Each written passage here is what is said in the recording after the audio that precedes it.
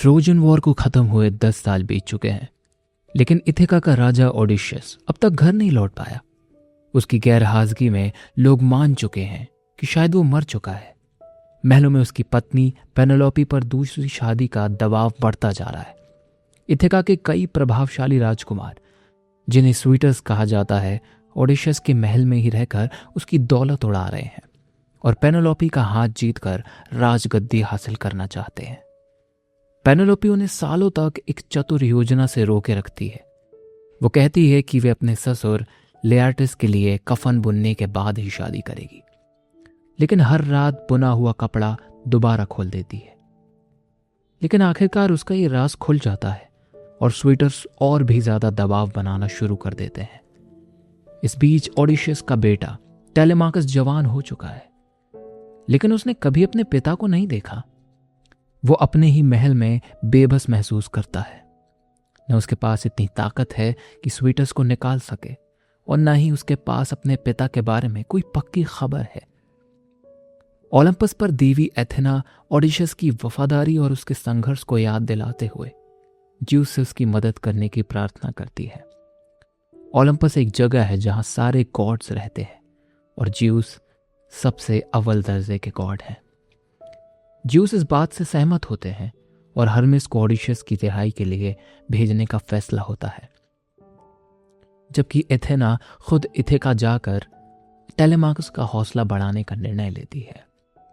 Athena एक Greek goddess है जो कि ओडिशस की हमेशा मदद करती है। एथेना एक पुराने मित्र का रूप धारण करके टेलेमाकस से मिलती है। वे उससे कहती है कि अगर उसे अपने पिता की सच्चाई जाननी है और अपने घर को बचाना है तो उसे पहले कदम खुद उठाना होगा। उसकी सलाह पर टेलेमाकस फैसला करता है कि वो सभा बुलाकर स्वीटर्स का विरोध करेगा और फिर पाइलोस और स्पार्टा जाकर उन लोगों से मिलेगा जो ट्रोजन वॉर से लौट चुके हैं। शायद उनके पास ओडिशस की कोई खबर हो। इसी फैसले के साथ टेलेमाकस एक डरे हुए युवा से बदलकर अपने पिता की तलाश पर निकलने वाले नायक की तरह उभरना शुरू करता है। अब एथेना की सलाह मिलने के बाद टेलेमाकस पहली बार अपने पिता की तरह एक महत्वपूर्ण फैसला लेता है। अगले दिन वह इथिका की सभा बुलाता है, जो कई वर्षों से नहीं बुलाई गई थी। पूरे राज्य के सामने वह स्वीटर्स पर आरोप लगाता है कि वे उसके पिता के महल और संपत्ति का दुरुपयोग कर रहे हैं, लेकिन स्वीटर्स उसकी बात का मजाक उड़ाते हैं। वे दावा करते हैं कि अगर पेनेलोपी नया विवाह कर ले तो सारी समस्या ही खत्म हो जाएगी। सभा बिना किसी समाधान के समाप्त हो जाती है, लेकिन टेलेमाकस अब पीछे नहीं हटने वाला था। उसी रात एथेना फिर उसकी सहायता करती है। वे मेंटोर का रूप धारण करती है, उसे जहाज और कुछ भरोसेमंद नाविकों की व्यवस्था करवाती है। बिना स्वीटर्स को बताए टेलेमाकस अपने पिता की खोज में समुद्र की यात्रा पर निकल पड़ता है। उसका पहला पड़ाव होता है पाइलोस, जहां ट्रोजन वॉर के महान योद्धा और बुद्धिमान राजा नेस्टर शासन कर रहे थे। जब टेलेमाकस वहां पहुंचता है तब पूरा नगर पोसाइडन के सम्मान में विशाल यज्ञ कर रहा होता है। पोसाइडन समुद्र का देवता है। नेस्टर उसका सम्मान पूर्वक स्वागत करते हैं और जब उन्हें पता चलता है कि वे ओडिशस का पुत्र है तो वे भावुक हो जाते हैं। वे ओडिशस की बुद्धिमानी, साहस और ट्रॉय के युद्ध में उसके योगदान की प्रशंसा करते हैं। जब टेलेमाकस उनसे अपने पिता के बारे में पूछता है तो नेस्टर स्वीकार करते हैं कि ट्रॉय से लौटने के बाद उनकी ओडिशस से कभी मुलाकात नहीं हुई। वे बताती है कि युद्ध समाप्त होने के बाद यूनानी राजाओं के बीच मतभेद हो गए थे। कुछ तो तुरंत लौट आए थे, जबकि कुछ रुकना चाहते थे। इसी कारण सभी अलग अलग दिशाओं में निकल गए और उसके बाद ओडिशस का कोई निश्चित समाचार किसी को नहीं मिला। हालांकि नेस्टर उसे एक महत्वपूर्ण सलाह देते हैं। वे कहते हैं कि यदि किसी के पास ओडिशस की खबर हो सकती है तो वह है मेनेलोस, जो स्पार्टा का राजा है और ट्रोजन वॉर के बाद सबसे देर से अपने राज्य लौटा था। नेस्टर अपने बेटे पिसिट्रेटस को टेलेमाकस के साथ स्पार्टा भेजते हैं। कई दिनों की यात्रा के बाद दोनों स्पार्टा पहुंचते हैं। वहां मेनेलोस, उनकी पत्नी हेलेन उनका भव्य स्वागत करते हैं। जी हाँ, ये वही हेलेन है जिनके अपहरण की वजह से ट्रोजन वॉर शुरू हुआ था। ट्रॉय के राजकुमार ने हेलेन का अपहरण कर लिया था और इसी वजह से ट्रोजन वॉर हुआ। जो मेनोलॉस को पता चलता है कि उनके सामने बैठा युवक ओडिशियस का बेटा है तो वे तुरंत उसे पहचान लेते हैं। वे बताते हैं कि मेनोलॉस का चेहरा बिल्कुल उनके पिता के जैसा है। भोजन के दौरान मेनोलॉस और हेलेन ओडिशियस की कई यादें साझा करते हैं। वे बताते हैं कि ट्रॉय की जीत में सबसे बड़ा योगदान ओडिशियस की बुद्धिमानी का था, विशेषकर ट्रोजन हॉर्स वाली योजना। इसके बाद मेनोलॉस अपने घर वापसी की कठिन यात्रा का वर्णन करते हैं। वे बताते हैं कि मिस्र के पास उन्होंने समुद्र के प्राचीन देव प्रोटियोस को पकड़कर भविष्य जाना था। उसी प्रोटियोस ने उन्हें कई यूनानी राजाओं के भाग्य के बारे में भी बताया था, और यहीं पहली बार टेलेमाकस को अपने पिता के बारे में सबसे महत्वपूर्ण खबर मिलती है। मेनोलॉस बताते हैं कि प्रोटियोस के अनुसार ओडिशियस मरा नहीं है, वे जीवित है, लेकिन समुद्र के बीच एक दूरस्थ द्वीप ओगिजिया पर फंसा हुआ है। वहां अप्सरा कैलिप्सो उसे अपने साथ रोक कर रखे हुए है, उसे घर लौटने नहीं दे रही है। यह सुनकर टेलेमाकस के भीतर एक उम्मीद की नई किरण जाग जाती है कि इतने वर्षों बाद पहली बार किसी ने पुष्टि की थी कि उसका पिता अभी जीवित है। लेकिन उसी समय इथिका में एक नई साजिश रची जा रही थी। स्वीटस को पता चल चुका था कि टेलेमाकस अपने पिता की खोज में निकला है। उन्हें डर था कि अगर वे सच जानकर वापस लौट आया तो उनकी सत्ता खतरे में पड़ जाएगी।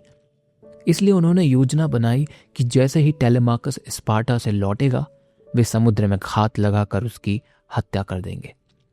इस तरह टेलेमाकस की यात्रा केवल अपने पिता की खोज की नहीं रह जाती, अब उसे अपने घर लौटने से पहले अपनी ही जान बचानी थी।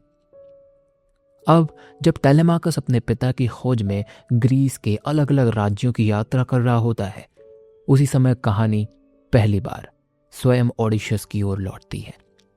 ट्रोजन वॉर खत्म हुए 20 साल हो चुके हैं, 10 साल युद्ध में और लगभग 10 साल समुद्र में भटकते हुए।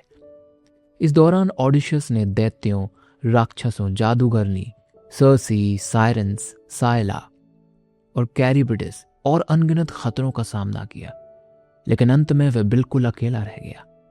उसके सभी साथी मारे जा चुके थे और उसका जहाज भी नष्ट हो चुका था। समुद्र की लहरें उसे बहाकर एक दूरस्थ द्वीप ओगिजिया तक ले आईं। यहीं रहती थी अमर अप्सरा कैलिप्सो। उसने समुद्र किनारे पड़े घायल और बेहोश ओडिशियस की जान बचाई। धीरे धीरे उसने उसकी देखभाल की और उसे स्वस्थ किया और अपने द्वीप पर रहने की अनुमति दी। समय बीतने के साथ कैलिप्सो को ओडिशियस से प्रेम हो गया। वे नहीं चाहती थी कि वे उसे कभी छोड़कर जाए। उसने ओडिशियस से विवाह करने का भी प्रस्ताव रखा था। इतना ही नहीं, उसने उसे अमरता देने की भी बात कही ताकि वह हमेशा उसके साथ रह सके। किसी साधारण इंसान के लिए बिल्कुल असाधारण चीज थी, न मृत्यु का भय, न युद्ध और न संघर्ष। लेकिन ओडिशियस का मन तो कहीं और था। उसके लिए सबसे बड़ी इच्छा अमर बनने की थी ही नहीं, बल्कि अपने घर इथिका लौटने की थी।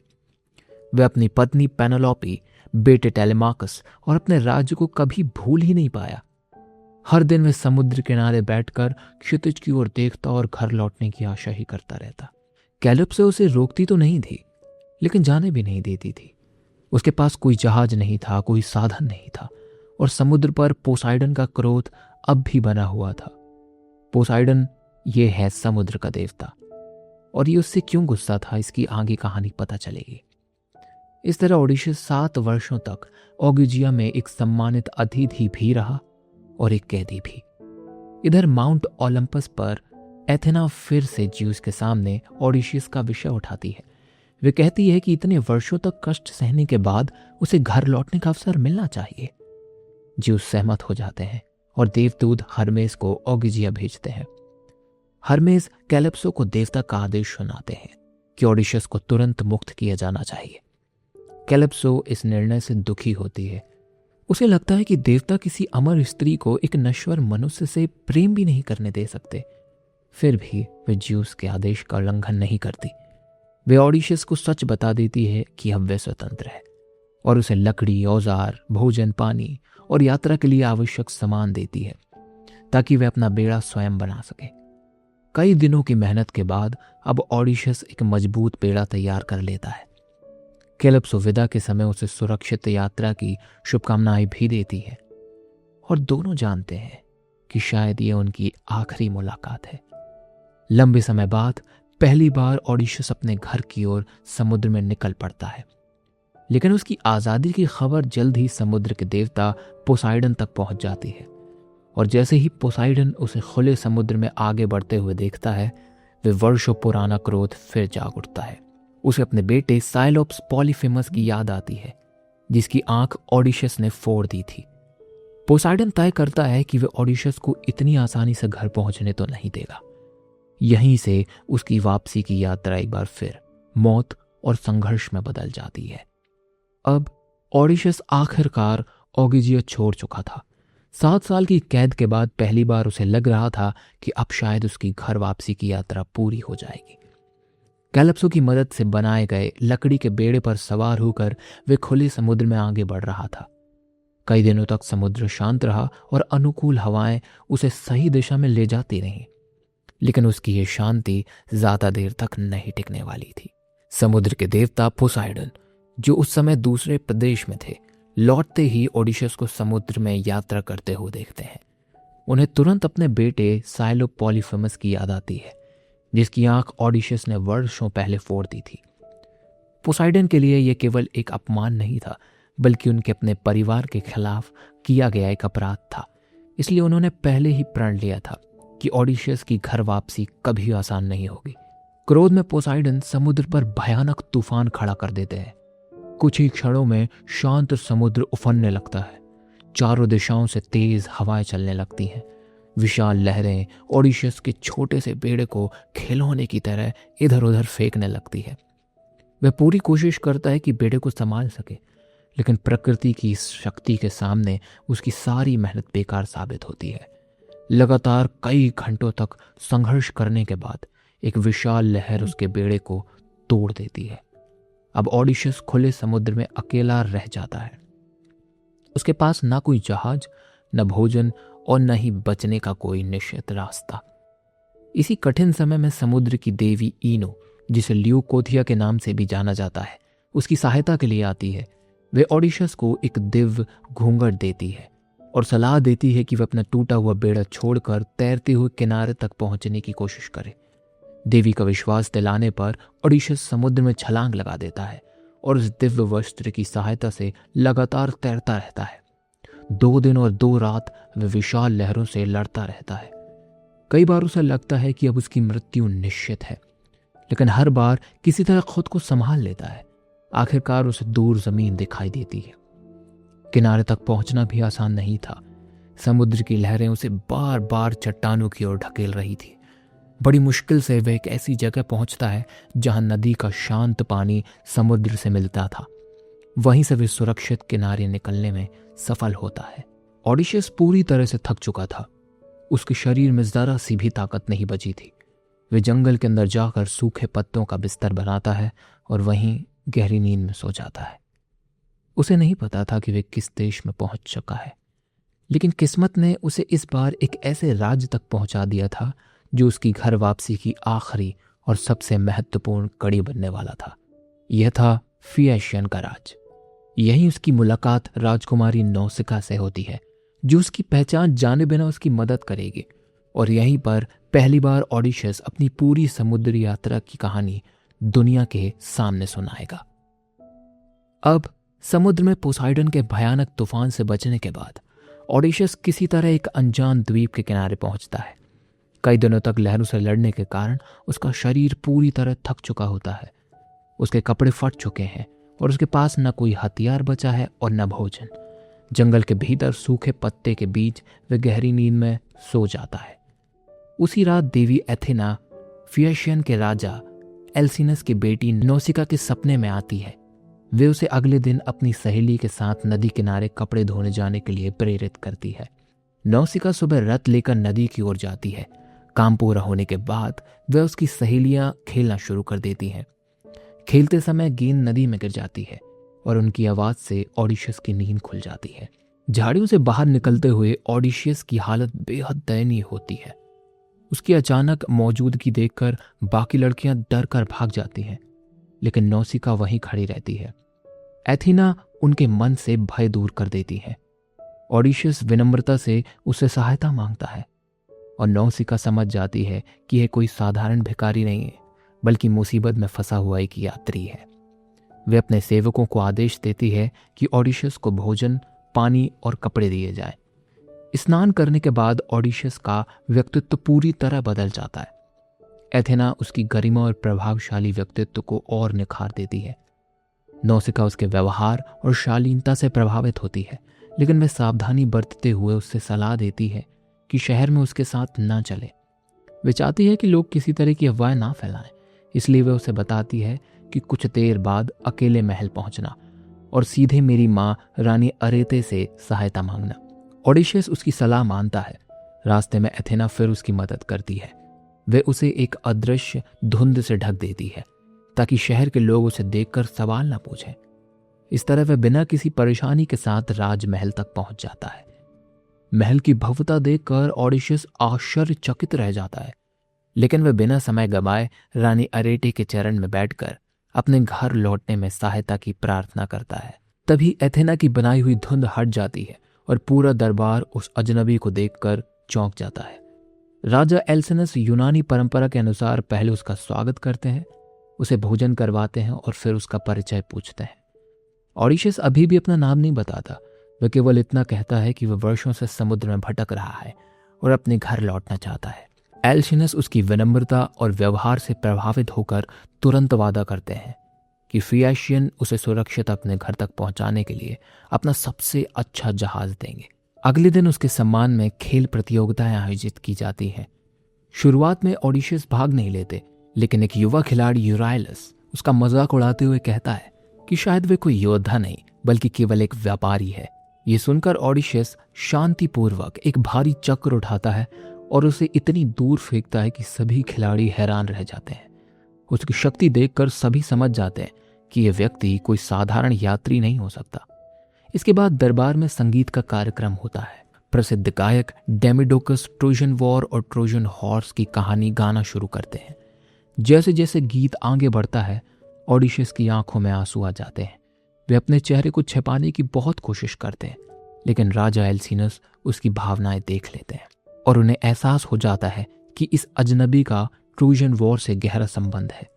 वे संगीत रुकवाकर उससे विनम्रता से कहते हैं कि अब समय आ गया है कि वे अपनी असली पहचान बताए। कुछ क्षणों की चुप्पी के बाद वे कहता है कि मैं ओडिशस हूं, इथेका का राजा। पूरा दरबार स्तब्ध रह जाता है। अब सभी जानना चाहते हैं कि ट्रॉय जीतने के बाद आखिरकार उसके साथ क्या हुआ। यहीं से ओडिशस स्वयं अपनी 10 साल लंबी समुद्री यात्रा की कहानी सुनाना शुरू करते हैं। एक ऐसी यात्रा जिसमें दैत्य, जादू, देवताओं का क्रोध और असंभव चुनौतियां उसका इंतजार कर रही थी। अब फिएशियंस के दरबार में अपनी पहचान बताने के बाद ओडिशस अपनी समुद्री यात्रा की कहानी शुरू करता है। वह बताता है कि ट्रॉय की विजय के बाद उसके 12 जहाज अपने घर इथिका की ओर रवाना हुए। सभी को लगा कि अब सबसे कठिन समय पीछे छूट चुका है, लेकिन असली परीक्षा तो अब शुरू होने वाली थी। उसका पहला पड़ाव था इस्मारस, जहां सिसवंस नाम की योद्धा जाति रहती थी। युद्ध जीतने के जोश में ओडिशस और उनके सैनिकों ने शहर पर हमला किया और उसे जीत भी लिया। उन्हें वहां से काफी धन संपत्ति और भोजन मिला। ओडिशस ने अपने साथियों को तुरंत वहां से निकलने का आदेश दिया, क्योंकि उसे अंदाजा था कि दुश्मन जल्द ही सहायता लेकर लौट सकता है। लेकिन उसके साथ ही विजय के उत्साह में उसकी बात को नजरअंदाज कर देते हैं। वे कहीं रुककर जश्न मनाने लगते हैं और समय बर्बाद करते हैं। यही उनकी पहली बड़ी गलती साबित होती है। कुछ ही समय बाद सिसवंस के योद्धा आसपास के क्षेत्रों से बड़ी सेना लेकर लौट आते हैं। वे अचानक यूनानी सैनिकों पर हमला कर देते हैं। भीषण युद्ध होता है और ओडिशस को भारी नुकसान उठाना पड़ता है। किसी तरह वह अपने लोगों को जहाज तक वापस ले जाने में सफल होता है, लेकिन हर जहाज से कई सैनिक मारे जाते हैं। ओडिशस बाद में स्वीकार करता है कि ट्रॉय जीतने के तुरंत बाद उसे समझ आ गया था कि घर लौटने का रास्ता किसी भी युद्ध से आसान नहीं होगा। वे फिर समुद्र में निकल पड़ते हैं, लेकिन इस बार प्रकृति भी उनके खिलाफ हो जाती है। लगातार कई दिनों तक भयंकर तूफान उनके जहाज़ों को रास्ते से भटका देता है। अब मौसम शांत होता है तो वे एक अनजान द्वीप के पास पहुंचते हैं। यह था लोटस ईटर्स का देश। यहाँ रहने वाले लोग शांत स्वभाव के थे। उन्होंने यूनानियों पर हमला नहीं किया। ओडिशियस ने न केवल कुछ सैनिकों को यह पता लगाने भेजा कि ये कौन सी जगह है। वहां पहुंचने पर उन सैनिकों को एक विशेष फल खाने के लिए दिया गया जिसे लोटस कहा जाता था। जैसे ही उन्होंने वह फल खाया, सब कुछ बदल गया। उन्हें अपना घर, अपना परिवार और अपनी यात्रा सब भूलने लगे। अब उन्हें केवल उसी द्वीप पर रहना था। उनके मन से इथिका लौटने की इच्छा पूरी तरह समाप्त हो गई थी। जब काफी देर तक वे वापस नहीं लौटे तो ओडिशियस स्वयं उन्हें खोजने गया। उन्होंने देखा कि उनके साथी घर लौटने से साफ इनकार कर रहे हैं। वे लोटस के प्रभाव से पूरी तरह बदल चुके थे। स्थिति की गंभीरता समझते हुए ओडिशियस ने कोई बहस नहीं की। उसने अपने साथियों को जबरदस्ती जहाज तक वापस लाया, उन्हें बांध दिया ताकि वे दोबारा भाग न सके, और तुरंत जहाजों को समुद्र की ओर रवाना कर दिया। ओडिशियस को समझ आ गया था कि हर खतरा तलवार या युद्ध के रूप में नहीं आता। कभी भी सबसे बड़ा खतरा वह होता है जो इंसान से उसका उद्देश्य ही छीन ले। सिस्वंस ने उन्हें सिखाया कि अहंकार और अनुशासनहीनता कितनी महंगी पड़ सकती है, और लोटस ईटर्स ने उन्हें सिखाया कि अगर इंसान अपने लक्ष्य को भूल जाए तो वह बिना किसी युद्ध के भी हार सकता है। इन दोनों घटनाओं के बाद ओडिशियस और उनके साथी फिर समुद्र में आगे बढ़ते हैं। उन्हें नहीं पता था कि अगला द्वीप उनकी पूरी यात्रा का सबसे प्रसिद्ध और सबसे भयावह अध्याय बनने वाला है। वहां उनका सामना होगा एक विशाल, एक आंख वाले दैत्य से, साइलोप्स पॉलीफेमस से। अब लोटस ईटर्स के द्वीप से निकलने के बाद ओडिशियस और उनके साथी एक नए रहस्यमय द्वीप पर पहुंचते हैं। दूर दूर तक ऊंचे पहाड़, विशाल गुफाएं और भेड़ बकरियों के झुंड दिखाई दे रहे थे। ये जगह सुनसान थी, लेकिन ओडिशियस को महसूस हो रहा था कि यहाँ कोई असाधारण शक्ति जरूर है। वह अपने 12 सबसे भरोसेमंद साथियों को लेकर द्वीप की खोज में निकला। कुछ दूर चलने के बाद उन्हें एक विशाल गुफा मिली। गुफा के अंदर दूध, पानी, पशुओं का भरपूर सामान रखा था। ओडिशियस के साथियों ने सुझाव दिया कि वे थोड़ा भोजन लेकर तुरंत जहाज पर लौट चलें, लेकिन ओडिशियस गुफा के मालिक से मिलना चाहता था। उसे उम्मीद थी कि यूनानी परंपरा के अनुसार उनका स्वागत किया जाएगा। शाम होने पर गुफा का मालिक वापस लौटा, और वह कोई इंसान नहीं बल्कि एक विशाल साइलोप्स था जिसका नाम पॉलीफेमस था। वह समुद्र के देवता पोसाइडन का पुत्र था। गुफा में प्रवेश करते ही उसने एक विशाल चट्टान से उसका द्वार बंद कर दिया। अब ओडिशियस और उनके साथी पूरी तरह उसके जाल में फंस चुके थे। ओडिशियस ने उससे अतिथि सत्कार की उम्मीद की, लेकिन पॉलीफेमस ने देवताओं और उनके नियमों का मजाक उड़ाया। उसके लिए केवल ताकत ही कानून थी। उसने बिना किसी दया के ओडिशियस के 2 साथियों को उठाया और कच्चा खा गया, और अगले दिन उसने फिर 2 लोगों को उठाकर मार दिया। ओडिशियस समझ गया था कि अगर उसने जल्दी कोई योजना नहीं बनाई तो उसके सभी साथी एक एक करके मर जाएंगे, लेकिन वह यह भी जानता था कि साइलोप्स को तुरंत मार देना भी समाधान नहीं था, क्योंकि गुफा के बाहर रखी विशाल चट्टान को हटाना उसके बस की बात नहीं थी। यहीं ओडिशियस ने अपनी सबसे प्रसिद्ध योजना बनाई। उसे गुफा में जैतून की लकड़ी का एक बड़ा तना मिला। उसने अपने साथियों के साथ मिलकर उसे भाले की तरह नुकीला बनाया और आग में तपाकर छिपा दिया। शाम को जब पॉलीफेमस वापस लौटा तो ओडिशियस ने उसे अपने साथ लाई हुई तेज मदिरा पिलाई।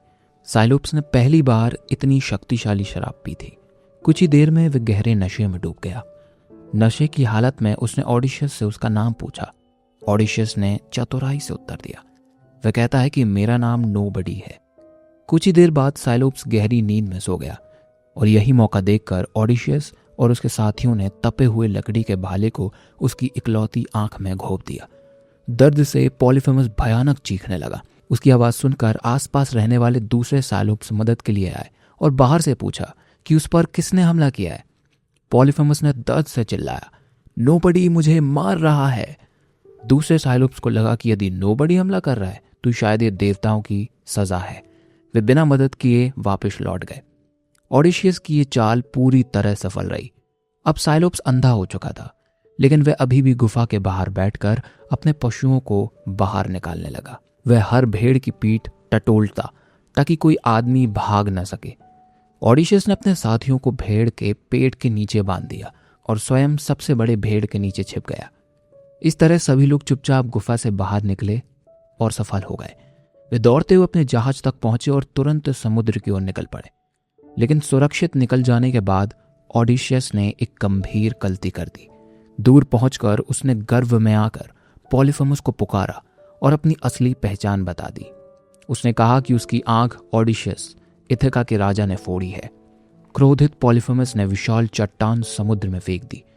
वे जहाज को तो नहीं लगी, लेकिन उनकी लहरों से जहाज लगभग पलट गया था। फिर उसने अपने पिता पोसाइडन से प्रार्थना की कि ओडिशस कभी आसानी से अपने घर न पहुंच सके। यही वह क्षण था जिसने पूरी यात्रा की दिशा ही बदल दी। अब ओडिशस केवल समुद्र से नहीं लड़ रहा था, अब स्वयं पोसाइडन उसका सबसे बड़ा शत्रु बन चुका था। अब साइलोप्स पॉलीफेमस से बच निकलने के बाद ओडिशस और उसके साथ ही अपनी यात्रा जारी रखते हैं। लेकिन अब उनकी सबसे बड़ी समस्या केवल समुद्र नहीं थी। पोसाइडन अपने बेटे का बदला लेने की ठान चुका था और हर कदम पर ओडिशस की राह कठिन होती जा रही थी। कई दिनों की यात्रा के बाद वे इओलिया नाम के द्वीप पर पहुंचे, जहां पर हवाओं के स्वामी इयोलस रहते थे। इयोलस ने ओडिसियस का बड़े सम्मान के साथ स्वागत किया। पूरे 1 महीने तक उन्होंने ट्रॉय के युद्ध और ओडिशस की यात्रा की कहानी सुनी। विदा होने का समय आया तो एओलियस ने उसकी मदद करने का निर्णय लिया। उन्होंने एक मजबूत चमड़े की थैली में सभी खतरनाक और भटकाने वाली हवाओं को बंद कर दिया। केवल पश्चिम की अनुकूल हवा को खुला छोड़ा ताकि वे ओडिशस के जहाज को सीधा इथेका तक पहुंचा सकें। जाते समय उन्होंने स्पष्ट चेतावनी दी कि इस थैली को किसी भी परिस्थिति में नहीं खोलना। ओडिशस ने उस थैली को अपने पास सुरक्षित रख लिया और यात्रा शुरू हो गई। लगातार 9 दिनों तक जहाज सही दिशा में चलता रहा। आखिर एक दिन दूर क्षितिज पर इथिका दिखाई देने लगा। ओडिशस अपने घर के इतने करीब पहले कभी नहीं पहुंचा था। वर्षों बाद उसे लगा कि उसकी कठिन यात्रा अब समाप्त हो चुकी है, लेकिन लगातार कई दिनों तक जागते रहने के कारण वह बेहद थक चुका था। उसने थोड़ी देर आराम करने के लिए आंखें बंद कर ली और यही वह क्षण था जिसने सब कुछ फिर से बदल दिया। ओडिशस के कुछ साथियों को लगा कि इयोलस ने थैली में सोना या चांदी कोई अनमोल रत्न खजाना छिपा कर दिया है, जिसे ओडिशस अकेले अपने लिए रखना चाहता है। लालच और शक ने उनकी समझ पर पर्दा डाल दिया। उन्होंने चुपके से थैली खोल दी। जैसे ही थैली खुली, उसके भीतर कैद सारी प्रचंड हवाएं एक साथ बाहर निकल आईं। कुछ ही क्षणों में समुद्र पर भयंकर तूफान आ गया। जहाज बुरी तरह रास्ते से भटक गया और देखते ही देखते इथिका उनकी आंखों से फिर से ओझल हो गया। जब ओडिशस की नींद खुली तब बहुत देर हो चुकी थी। जहाज फिर उसी दिशा में लौट चुका था जहां से वे आए थे। हताश होकर वे दोबारा इयोलस के द्वीप पहुंचे। ओडिशस ने पूरी घटना बताई और एक बार फिर सहायता मांगी, लेकिन इस बार इयोलस ने साफ इनकार कर दिया।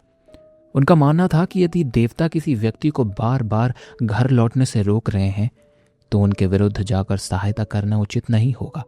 उन्होंने ओडिशस को बिना किसी मदद के वापस भेज दिया। अब ओडिशस समझ चुका था कि एक ही गलती ने घर लौटने का सबसे आसान अवसर हमेशा के लिए छीन लिया था। निराश होकर वे फिर समुद्र में निकल पड़े। कई दिनों की यात्रा के बाद वे एक नए देश पहुंचे, लेस्ट्रिकोनिया। दूर से यह स्थान शांत और सुरक्षित दिखाई देता था। एक गहरा प्राकृतिक बंदरगाह भी था जिसके चारों ओर ऊंची चट्टानें थीं। लगभग सभी यूनानी जहाज बंदरगाह के भीतर चले गए, लेकिन ओडिशस को यह जगह कुछ असामान्य सी लगी। उसने सावधानी बरतते हुए अपना जहाज बंदरगाह के बाहर ही रोक दिया। हमेशा की तरह उसने कुछ साथियों को आसपास की जानकारी लेने भेजा। वे शहर तक पहुंचे जहां उन्हें एक विशालकाय स्त्री मिली। उसने उन्हें राजा एंटीफेट्स के महल का रास्ता दिखाया, लेकिन जैसे ही वे महल पहुंचे उन्हें पता चल गया कि यह कोई साधारण राज्य नहीं था। राजा एंटीफेट्स स्वयं एक विशाल नरभक्षी दैत्य था। उसने आते ही ओडिशस के एक साथी को पकड़कर कच्चा चबा डाला।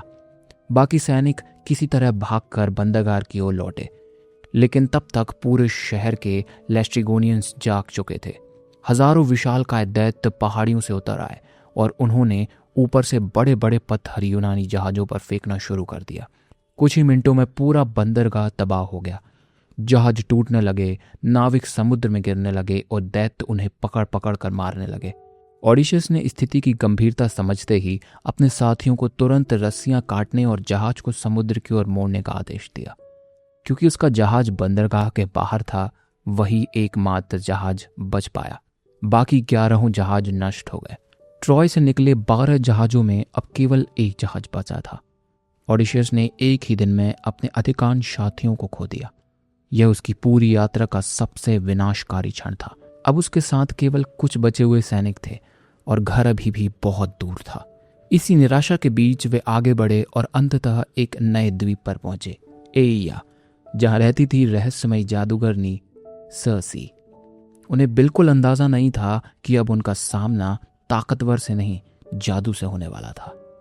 अब लेस्ट्रिगोनियंस के भयानक हमले से बचने के बाद अब ओडिशस के पास केवल एक जहाज बचा था। उसके अधिकांश साथी मर चुके थे और जो बचे थे वह लगातार हार और मौत का सामना करते करते पूरी तरह टूट चुके थे। फिर भी घर लौटने की उम्मीद उन्हें आगे बढ़ने के लिए मजबूत कर रही थी। कई दिनों तक समुद्र में भटकने के बाद वे आइया नाम के एक रहस्यमयी द्वीप में पहुंचे। चारों ओर घने जंगल थे और बीच में एक सुंदर महल दिखाई दे रहा था। दूर से यह जगह शांत और सुरक्षित लग रही थी, लेकिन ओडिशस को पहले की घटनाओं के बाद अब हर नई जगह पर संदेह होने लगा था। उसने पहले पूरे दल को आराम करने दिया, फिर अपने साथियों को 2 समूहों में बांट दिया। एक समूह का नेतृत्व यूरोलोकस कर रहा था और दूसरा ओडिशस के साथ रहा। तय हुआ कि पहले यूरोलोकस अपने लोगों के साथ द्वीप की खोज करेगा। जंगल में बीच उन्हें एक सुंदर महल मिला। महल के बाहर शेर और भेड़िए घूम रहे थे, लेकिन आश्चर्य की बात यह थी कि वे किसी पर हमला नहीं कर रहे थे। वे बिल्कुल पालतू जानवरों की तरह शांत थे। असल में वे कभी इंसान थे जिन्हें जादू से जानवरों में बदल दिया गया था। महल की मालकिन थी शक्तिशाली जादूगरनी सर्सी। उसने मुस्कुराकर यूनानी सैनिकों का स्वागत किया, उन्हें भोजन और शराब दी, लेकिन उस भोजन में जादू मिला हुआ था। जैसे ही सैनिकों ने खाना खाया, सर्सी ने अपनी जादुई छड़ी घुमाई और देखते ही देखते वे सभी सुअरों में बदल गए। हालांकि उनका शरीर बदल गया था, लेकिन उनकी याददाश्त, सोच इंसान जैसी ही बनी रही। सर्सी ने उन्हें बाड़े में बंद कर दिया। केवल यूरोलुकस ने सावधानी बरती थी। उसने भोजन नहीं खाया और किसी तरह वहां से भागकर वापस जहाज तक पहुंच गया। उसने ओडिशियस को पूरी घटना बताई। अपने साथियों को बचाने के लिए ओडिशियस तुरंत अकेला महल की ओर चल पड़ा। रास्ते में उसकी मुलाकात देवदूत हर्मेस से हुई। हर्मेस जानते थे कि सर्सी का जादू किसी भी साधारण इंसान पर काम कर जाता है, इसलिए उन्होंने ओडिशियस को एक दिव्य जड़ी बूटी दी जिसका नाम मौली था। उन्होंने कहा कि इसे खाने के बाद सर्सी का जादू उस पर असर नहीं करेगा। साथ ही उन्होंने सलाह दी कि जब सर्सी जादू करने में असफल हो जाए तो तलवार निकालकर उसे डराना, तभी वह तुम्हारे साथ समझौता करेगी। ओडिशियस ने वैसा ही किया। सर्सी ने उसका स्वागत किया और वही जादुई पेय पिलाया, लेकिन मौली की वजह से उस पर कोई असर नहीं हुआ। जब सर्सी ने उसे सुअर बनाने की कोशिश की और वह बिल्कुल सामान्य खड़ा रहा तो वह स्वयं हैरान रह गई। उसी समय ओडिशियस ने तलवार निकाली। सर्सी ने तुरंत समझ लिया कि उसके सामने कोई साधारण इंसान नहीं है। उसने अपनी हार स्वीकार कर ली और वादा किया कि वह उसके साथियों को फिर से इंसान बना देगी। कुछ ही देर बाद सभी साथी अपने असली रूप में वापस आ गए। इसके बाद सर्सी ने सभी से क्षमा मांगी और उनका सम्मानपूर्वक स्वागत किया। उसने उन्हें भोजन दिया, आराम करने की जगह दी और कई महीनों तक उनकी देखभाल की। लगातार संघर्षों के बाद ओडिशियस और उनके साथियों को पहली बार ऐसा स्थान मिला है जहां उन्हें सुरक्षा और शांति मिली। लेकिन ये विश्राम कुछ दिनों का नहीं रहा। धीरे धीरे पूरा 1 वर्ष बीत गया। आखिरकार ओडिशियस के साथियों ने उसे याद दिलाया कि उनका लक्ष्य अभी भी इथका पहुंचना है। तब ओडिशियस ने सर्सी से विदा लेने की अनुमति मांगी। सर्सी ने उन्हें रोका तो नहीं, लेकिन उसने एक ऐसी बात कही जिसने सभी को चौंका दिया। उसने बताया कि अगर ओडिशियस सचमुच अपने घर पहुंचना चाहता है तो उसे पहले मृतकों की दुनिया में जाकर महान भविष्यवक्ता टेरेशियस की आत्मा से मिलना होगा। वही उसे बताएगा कि पोसाइडन के क्रोध से कैसे बचना है और आगे की यात्रा में किन खतरों से सावधान रहना है। सर्सी ने उसे पूरी विधि समझाई और आने वाले खतरों जैसे साइरेंस, साइला, चैरिबिडस और हेलियोस की पवित्र गायों के बारे में भी चेतावनी दी। ओडिशियस समझ गया था कि उसकी सबसे कठिन परीक्षाएं भी बाकी हैं। अब उसकी अगली मंजिल कोई नया द्वीप नहीं था, बल्कि मृतकों की दुनिया थी।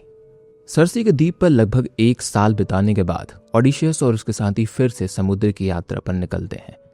लेकिन इस बार उनकी मंजिल कोई नया राज्य या द्वीप नहीं था। उन्हें जाना था उस जगह जहां कोई जीवित इंसान अपनी इच्छा से नहीं जाता, मृतकों की दुनिया। सर्सी ने उन्हें बताया था कि यदि उन्हें सुरक्षित इथेका पहुंचना है तो सबसे पहले महान भविष्यवक्ता टेरेशियस की आत्मा से मिलना होगा। केवल वही बता सकता था कि आगे की यात्रा में कौन कौन से खतरे उनका इंतजार कर रहे हैं और पोसाइडन के क्रोध से कैसे बचा जा सकता है। कई दिनों की समुद्री यात्रा के बाद वे दुनिया के उस सुदूरी उत्तरी भाग में पहुंचे जहां प्राचीन यूनानी मान्यताओं के अनुसार जीवित और मृतकों की दुनिया की सीमा थी। चारों ओर अजीब सी खामोशी थी। सूरज की रोशनी भी वहां धुंधली पड़ जाती थी और वातावरण में एक रहस्यमयी सन्नाटा फैला हुआ था। सर्सी के बताए हुए अनुसार ओडिशस ने जमीन में गड्ढा खोदा और देवताओं के लिए विशेष बलि अर्पित की। जैसे ही अनुष्ठान पूरा हुआ, चारों ओर से अनगिनत मृतक आत्माएं उस स्थान की ओर आने लगी। वे बलि के रक्त तक पहुंचने की कोशिश कर रही थीं, क्योंकि वही उन्हें कुछ समय के लिए बोलने और अपनी चेतना वापस पाने की शक्ति देता था। लेकिन ओडिशस को सर्सी की चेतावनी याद थी। उसने अपनी तलवार निकाल ली और किसी भी आत्मा को उस रक्त के पास आने नहीं दिया। उसे सबसे पहले टेराइशियस से मिलना था। इसी दौरान उसके सामने पहली आत्मा आई, एल्फेनोर। वह वही साथी था जो सर्सी के महल की छत से गिरकर मर गया था। जल्दबाजी में ओडिशस और उसके साथी उसका अंतिम संस्कार किए बिना ही द्वीप छोड़ आए थे। एल्फेनोर ने उससे विनती की कि वापस लौटते पर उसका सम्मानपूर्वक अंतिम संस्कार अवश्य किया जाए ताकि उसकी आत्मा को शांति मिल सके। ओडिशस ने उससे वादा किया। कुछ देर बाद एक और आत्मा उसके सामने आई। उसे देखकर ओडिशस स्तब्ध रह गया। वह उसकी मां थी, एंटीसिलिया। जब ओडिशस ट्रॉय के युद्ध के लिए निकला था तब उसकी मां जीवित थी। अब उन्हें मृतकों की दुनिया में देखकर उसे पहली बार एहसास हुआ कि उसकी अनुपस्थिति में उसके परिवार ने कितना कुछ सहा है। उसने उन्हें गले लगाने की कोशिश की, लेकिन वह केवल एक छाया थी। 3 बार उसने उन्हें छूने का चाहा, लेकिन तीनों बार उसके हाथ खाली रह गए। एंटीसेलिया ने उसे बताया कि उनकी मृत्यु किसी बीमारी या युद्ध से नहीं हुई है। वर्षों तक बेटे का इंतजार करते करते उसके दुख में जीते जी उनका जीवन समाप्त हो गया। उन्होंने यह भी बताया कि पेनेलोपी भी ओडिशस का इंतजार कर रही है। टेलेमाकस अब जवान हो चुका है और उसका पिता लेट्रेस बुढ़ापे में एक साधारण किसान की तरह जीवन जीता है। ये सब कुछ सुनकर ओडिशस और भी अधिक दृढ़ हो गया कि चाहे कितनी भी कठिनाई क्यों ना आए, उसे अपने परिवार के पास लौटना ही होगा। आखिरकार महान भविष्यवक्ता टेरेशियस की आत्मा वहां पहुंची। ओडिशस ने सबसे पहले उन्हें बलि का रक्त पीने दिया। शक्ति वापस मिलते ही टेरेशियस ने भविष्यवाणी की। उन्होंने बताया कि ओडिशस की यात्रा अभी समाप्त नहीं हुई है। पोसाइडन का क्रोध अब तक उसका पीछा करेगा जब तक वह घर नहीं पहुंच जाता, लेकिन यदि वह धैर्य और बुद्धिमानी से काम लेगा तो अंततः इथिका लौटने में सफल होगा। फिर उन्होंने सबसे महत्वपूर्ण चेतावनी दी। आगे की यात्रा में उन्हें हेलियोस सूर्यदेव के पवित्र द्वीप पर पहुंचना पड़ेगा। वहां चरने वाली गायों और बैल देवताओं के लिए पवित्र हैं। यदि ओडिशस या उसके किसी भी साथी ने उन जानवरों को नुकसान पहुंचाया तो उसका पूरा दल नष्ट हो जाएगा और अंत में केवल ओडिशस ही जीवित रहेगा। भविष्यवाणी सुनने के बाद ओडिशस समझ गया कि आगे आने वाली परीक्षाएं पहले से भी अधिक कठिन होंगी। इसके बाद उसने कई प्रसिद्ध आत्माओं से भी मुलाकात की। उसने ट्रॉय के महान योद्धाओं और पुराने वीरों को देखा जो युद्ध में शहीद हो गए थे। इन मुलाकातों ने उसे याद दिलाया कि सबसे महान योद्धा भी अंततः मृत्यु से नहीं बच सकते। जब मृत आत्माओं की भीड़ बढ़ने लगी तो ओडिशस और उनके साथियों ने वहां से तुरंत प्रस्थान किया। लौटते समय वे फिर सर्सी के द्वीप पहुंचे, जहां उन्होंने अपने वादे के अनुसार एल्फेनोर का अंतिम संस्कार किया। सर्सी ने उन्हें आखिरी बार आगे आने वाले खतरों के बारे में सावधान किया और विशेष रूप से साइरेंस, साइला और चैरिबिडिस से बचने की सलाह दी। अब ओडिशस के पास भविष्य की पूरी चेतावनी थी, लेकिन भविष्य जान लेने से खतरा समाप्त नहीं होता है। अब उसे उन सभी का सामना करना था। अब मृतकों की दुनिया से लौटने के बाद ओडिशस और उनके साथी एक बार फिर सर्सी के द्वीप पहुंचे। वहां उन्होंने अपने मृत साथी एल्फेनोर के अंतिम संस्कार किया और फिर घर की ओर निकलने की तैयारी की। विदा होने से पहले सर्सी ने उन्हें आखिरी बार चेतावनी दी थी कि आगे की समुद्री रास्ता पूरा यात्रा का सबसे खतरनाक हिस्सा होगा। उन्हें 3 ऐसे खतरों का सामना करना होगा जिनसे उन्हें बचना लगभग असंभव था। सबसे पहले उनका सामना साइरेंस से होना था। साइरेंस किसी हथियार या युद्ध से नहीं मरती थी। उनकी सबसे बड़ी शक्ति उनकी मोहक आवाज़ थी। जो भी नाविक उनका गीत सुनता वह अपनी इच्छा खो बैठता और उनके पास पहुंचने की कोशिश करता। उसका जहाज चट्टानों से टकराकर नष्ट हो जाता और वह कभी वापस नहीं लौट पाता। सर्सी ने इसका उपाय भी बताया। उसने ओडिशस को मधुमक्खियों का मोम दिया और कहा कि वह अपने साथियों के कान बंद कर दे। यदि वे स्वयं साइरेंस का गीत सुनना चाहता है तो अपने लोगों से कहे कि उसे जहाज से मस्तकूल से कसकर बांध दे और चाहे वे कितना भी विनती करे उसे कभी ना खोले। ओडिशस ने बिल्कुल वैसा ही किया। उसने अपने सभी साथियों के कानों में मोम भर दिया और खुद को जहाज के मस्तकूल से बांध दिया। कुछ देर बाद साइरेंस का मधुर गीत समुद्र में गूंजने लगा। वे ओडिशस को उसके नाम से पुकारती रही और उसे ज्ञान, सम्मान और संसार के सभी रहस्यों का लालच देती रही। उनकी आवाज़ सुनते ही ओडिशस खुद पर नियंत्रण खो बैठा। उसने पूरी ताकत से रस्सियां तोड़ने की कोशिश की और अपने साथियों को इशारा से उसने खोलने के लिए कहा, लेकिन किसी ने उसकी बात नहीं मानी। सर्सी के निर्देश याद रखते हुए उन्होंने रस्सियां और भी कस दी। कुछ समय बाद जहाज साइरेंस के क्षेत्र से बाहर निकल गया और उनकी आवाज़ हमेशा के लिए पीछे छूट गई। पहली परीक्षा पार हो चुकी थी, लेकिन अगला खतरा उससे भी बड़ा था। अब जहाज एक ऐसे संकरी समुद्री रास्ते में प्रवेश करने वाला था जहां एक ओर रहता था चैरिबिडिस, समुद्र का विशाल भंवर, और दूसरी ओर रहती थी साइला, 6 सिरों वाली भयानक राक्षसनी। सर्सी ने पहले ओडिशस से कहा था कि इन दोनों से एक साथ बचना संभव ही नहीं है। यदि वे चैरिबिडिस के पास गया तो पूरा जहाज समुद्र में समा जाएगा, लेकिन यदि वह साइला के पास से निकलेगा तो वह केवल कुछ नाविकों को खोएगा। ओडिशस ने कठिन लेकिन व्यवहारिक निर्णय लिया। उसने जहाज को साइला की ओर से निकालने का फैसला किया और अपने साथियों को पूरी सच्चाई नहीं बताई ताकि वह घबराकर नियंत्रण न खो दे। जैसे ही जहाज उस सकरे रास्ते में पहुंचा, सभी नाविक चैरिबिडिस के विशाल भंवर को देखने लगे। उसी क्षण साइला अपनी गुफा से बिजली की गति से निकली और उसने ओडिशस के 6 साथियों को पकड़ लिया। सब कुछ एक ही क्षण में समाप्त हो गया। ओडिशस अपने साथियों को बचाने की पूरी कोशिश की, लेकिन वह जानता था कि साइला से लड़ना असंभव है। वह केवल जहाज को आगे बढ़ाता रहा। बाद में उसने स्वीकार किया कि अपने साथियों को इस तरह खोना उसकी पूरी यात्रा के सबसे दर्दनाक अनुभवों में से एक था। आखिरकार जहाज साइला और चैरिबिडिस दोनों के क्षेत्र से सुरक्षित बाहर निकल आया, लेकिन इसकी कीमत 6 बहादुर साथियों की जान थी। अब ओडिशस और उसके बचे हुए लोग आगे बढ़ रहे थे। उन्हें लगा कि सबसे कठिन परीक्षा पीछे छूट गई है, लेकिन उन्हें यह नहीं पता था कि उनकी सबसे बड़ी भूल अभी बाकी है। आगे उनका इंतजार कर रहा था हेलियोस का पवित्र द्वीप, जहां एक गलत निर्णय उनकी पूरी यात्रा का अंत कर देता है। अब कुछ दिनों बाद उनके सामने एक हरा भरा द्वीप दिखाई दिया। यह था त्रिनेंशिया, सूर्यदेव हेलियोस का पवित्र द्वीप। ओडिशस ने जैसे ही इस जगह को पहचाना, उसे त्रिनेंशियस और सर्सी दोनों की चेतावनी याद आई। दोनों ने साफ कहा था कि इस द्वीप पर पहले रहने वाले हेलियोस की पवित्र गायों और बैलों को किसी भी परिस्थिति में नुकसान नहीं पहुंचाना। अगर ऐसा हुआ तो पूरा दल नष्ट हो जाएगा। ओडिशस ने अपने सभी साथियों को इकट्ठा किया और स्पष्ट शब्द में कहा कि वे इस द्वीप पर केवल आराम करेंगे और अपने साथ लाया हुआ भोजन ही खाएंगे। कोई भी व्यक्ति हेलियोस के पशुओं को हाथ नहीं लगाएगा। शुरुआत में सभी ने उसकी बात मान ली, लेकिन तभी मौसम अचानक बदल गया। जूस ने लगातार कई दिनों तक तेज तूफान भेजे। समुद्र इतना उग्र हो गया कि जहाज आगे बढ़ ही नहीं सकता था। मजबूर होकर ओडिशस और उसके साथियों को इस द्वीप पर रुकना पड़ा।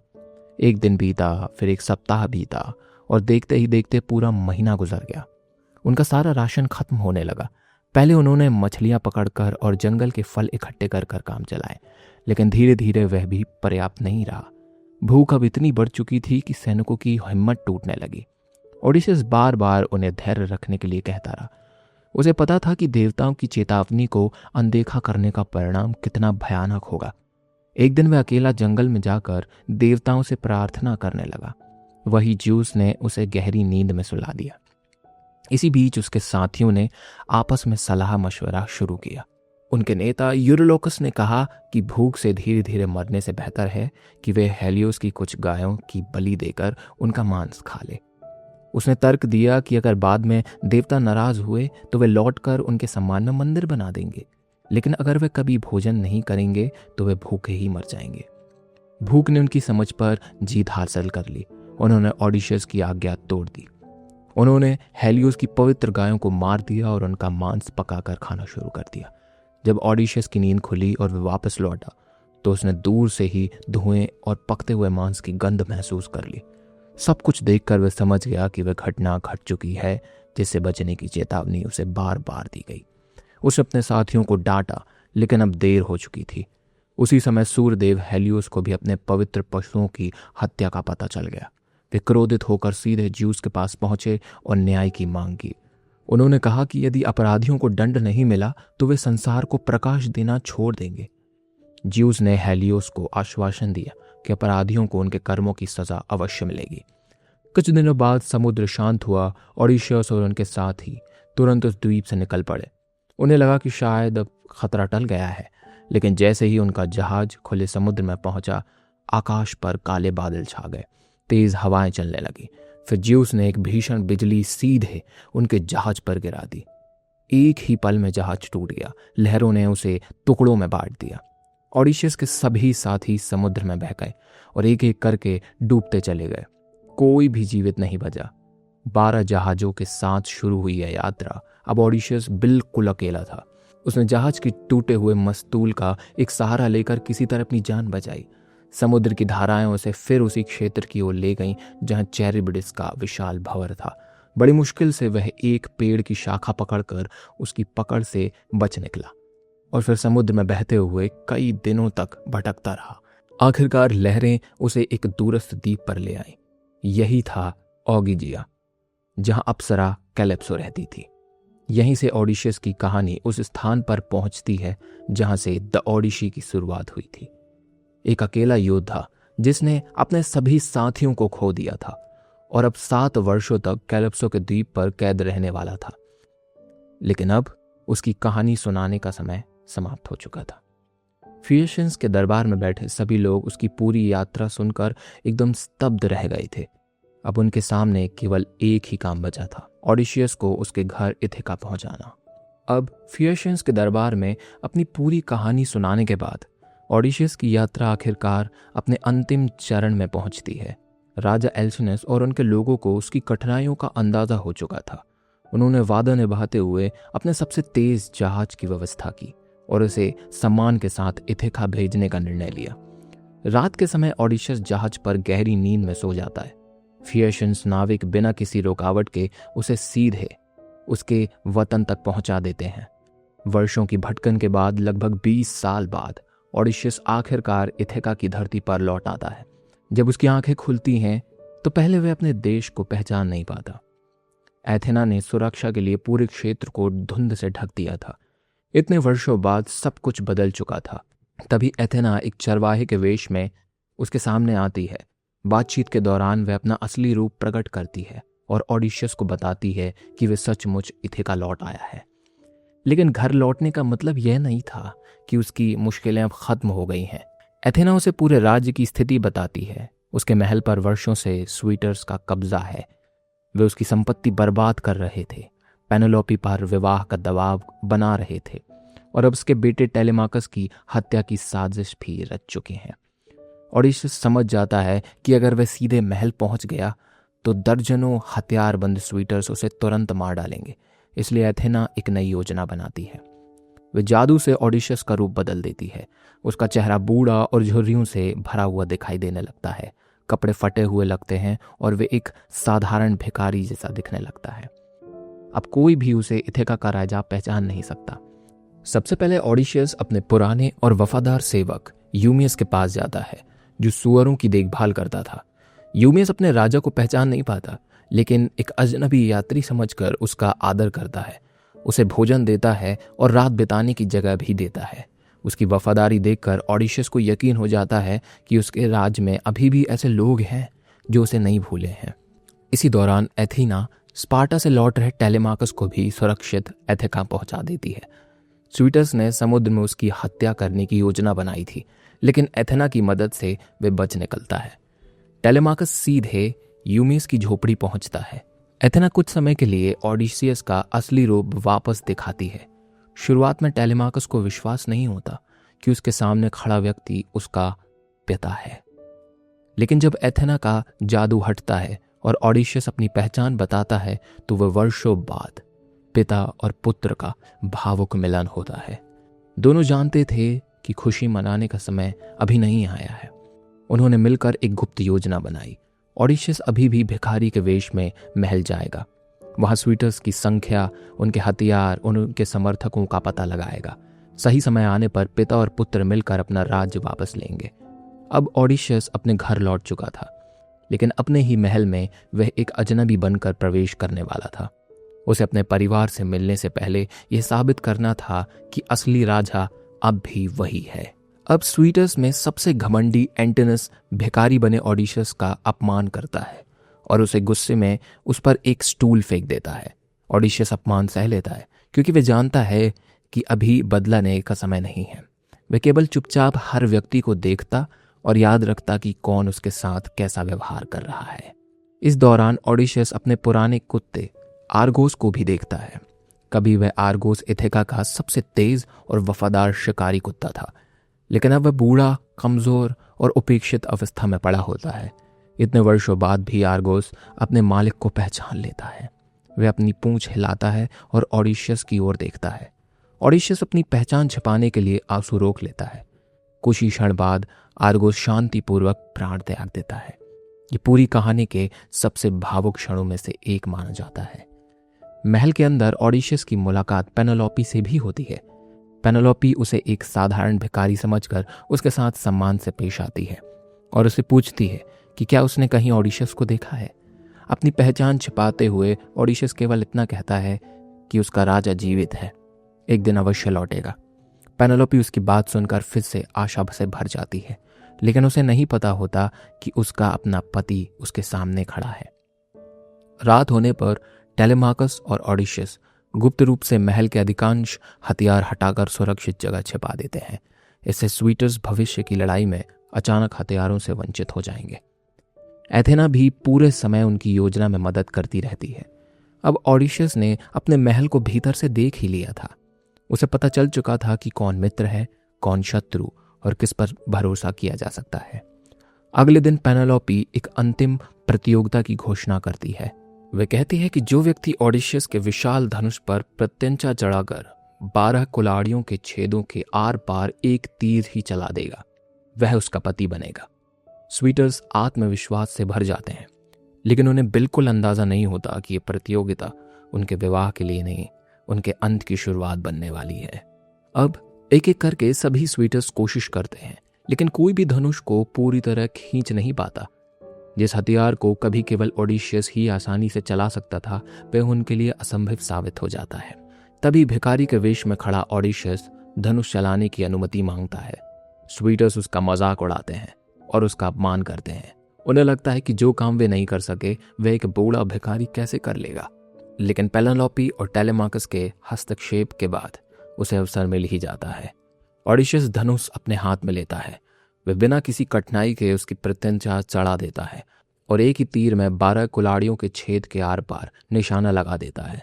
उसी क्षण पूरे महल में सन्नाटा छा जाता है। उसके तुरंत बाद ओडिशियस अपनी असली पहचान प्रकट कर देता है। वह सबसे पहले एंटिनस को निशाना बनाता है, जिसे वह स्वीटस का सबसे क्रूर और अहंकारी नेता मानता है।